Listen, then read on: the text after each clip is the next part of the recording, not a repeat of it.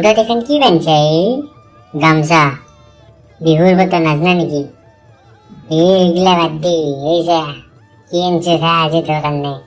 ফটকা ফটকা কি আনছা বিহুত ফুটাম দেৱালে এবাৰ বন্ধ কৰিছিল নহয় পুলিচ সোপা আহি দেখোন চব বন্ধ কৰি পেলছি ফুটাবাই নাপালো হয় নেকি তো চাহ বনাব জানা না হয় নেকি দে যা এক কাপ বঢ়িয়া চাই আদা ৰহুন আৰু হালধি দি চাহ বনাই লৈ আজা কি আদা ৰহুন আৰু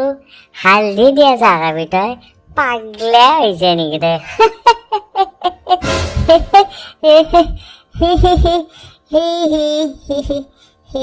চালা ফাফৰে খোৱা কুকুৰ তই যদি বিহুত ফটকা ফুটাব পাৰা তেনেহ'লে মই কি আদা ৰহুন আৰু হালধি দিয়া চাহ খাব নোৱাৰো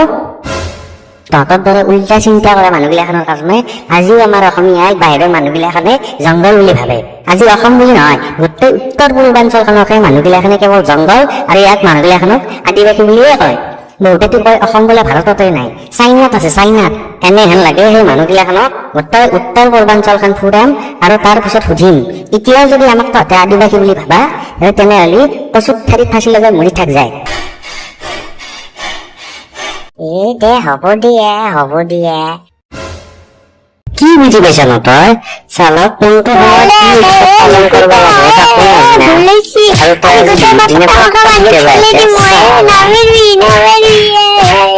বন্ধুসকল তেতিয়াহ'লে ভোগালী বিহুৰ আন্তৰিক শুভেচ্ছা জনালো মাছে মাংসই পিঠাই লাৰু খাবি আৰু যদি নিজকে খাতি অসমীয়া বুলি গৌৰৱ কৰা তেতিয়াহ'লে ভিডিঅ'টো নিশ্চয় শ্বেয়াৰ কৰি দিবি।